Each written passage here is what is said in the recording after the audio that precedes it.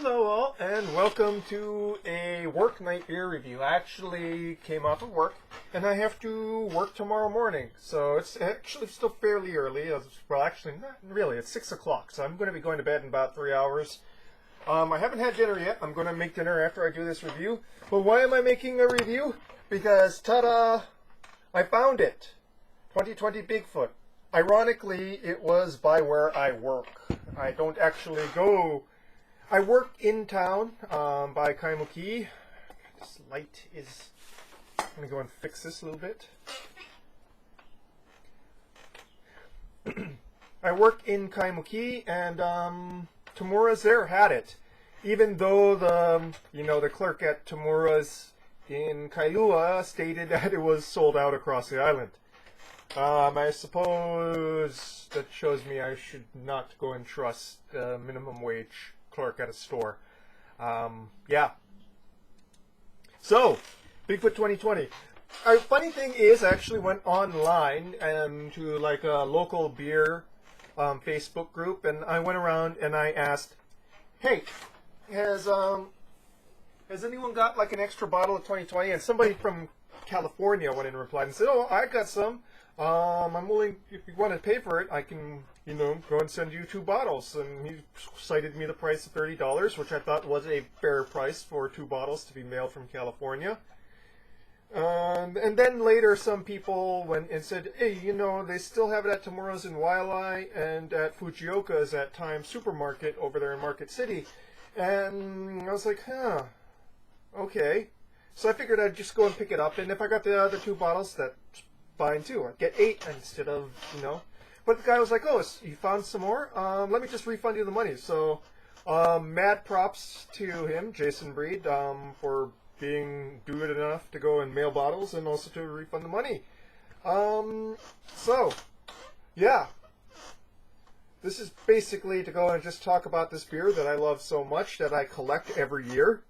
9.6 ABV. This particular one was packaged on 3/3/20, so in March. Fairly late, and I'm sure it got to our shelves, almost, I'm sure, like maybe 2 months after.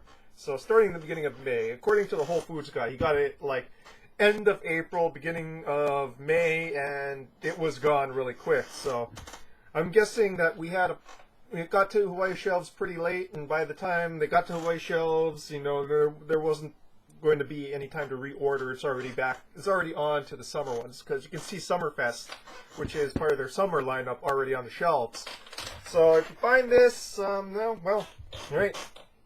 But yeah, 3 months old, done. So let's read the label, even though I've read this multiple times. Bigfoot is a beast of a beer, brimming with bold, bittersweet malt flavor and heaps of whole-cone Pacific Northwest hops. First introduced in 1983, Bigfoot is a cult classic prized by beer collectors, like myself.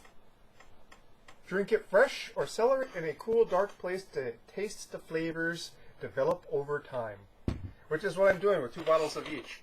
I am going to have that vertical pretty soon. I'm debating whether to have it this year or next. This year, it's starting to get to be a ridiculous amount of bottles, more than like 3 or 4 people could vertically review at a time.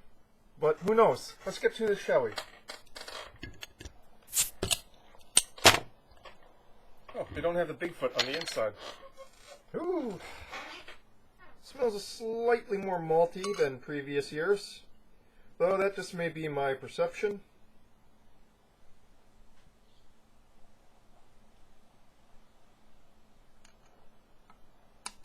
Oopsie.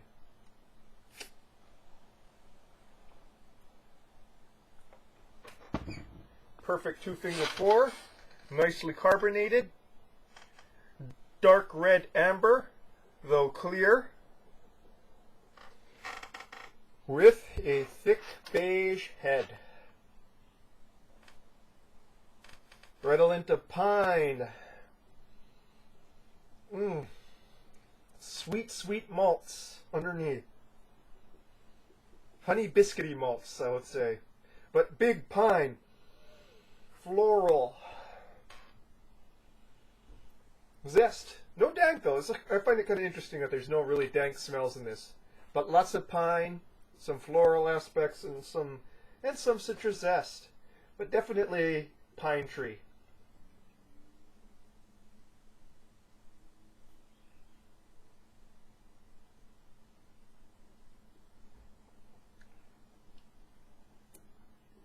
Thick and chewy on the palate,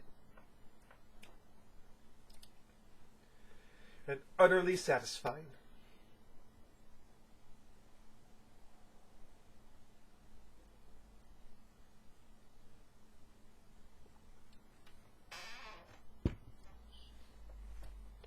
There's an initial malty sweetness up front that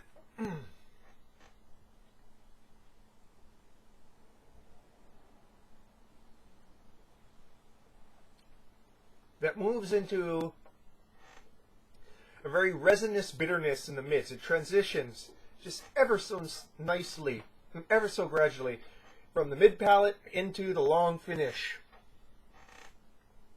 Very bracingly bitter hopping, balancing out that initial sweetness in the front.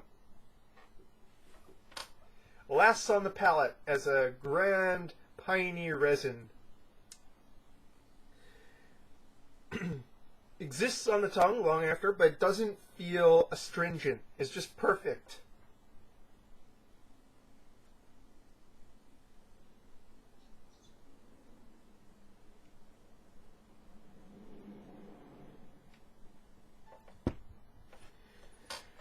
Honeyed toffee-like notes from the front to mids.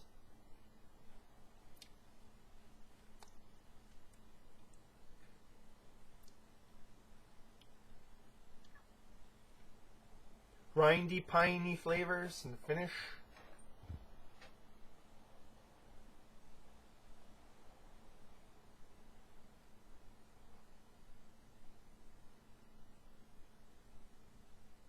Touches of treacle.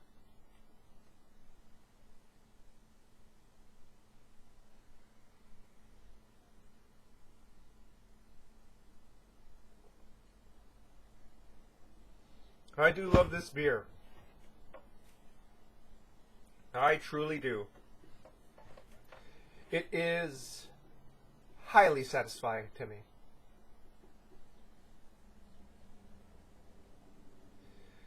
Well, it hasn't changed much. I would just say that this one's just slightly sweeter, slightly more malty than usual, not disconcertingly so. And that's probably because of the fact that I'm not having this as fresh as possible. It's about 3 months old. Still hella hoppy. It's just not like punch you in the face hoppy. It's just that sweetness in the front is a bit more apparent than usual.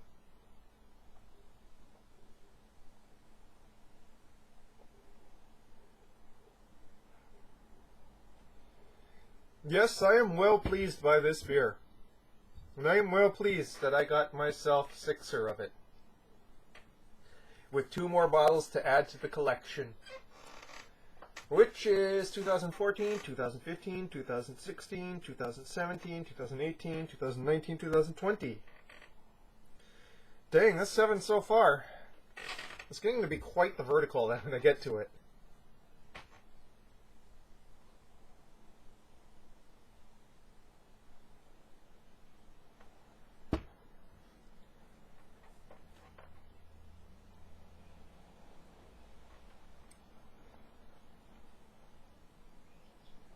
I'm just enjoying this extremely well-made, absolutely sublime Barleywine style ale.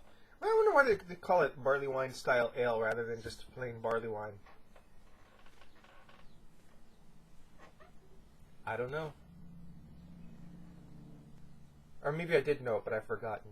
I'm rambling. It's almost at the 10-minute mark, and because my videos are unmonetized, I really don't care to push you to the 10-minute mark. That's your fortuitous beer review of the week, month, age, Bigfoot Barley of Sierra Nevada, Bigfoot Barleywine Style Ale, 2020 edition. Cheers.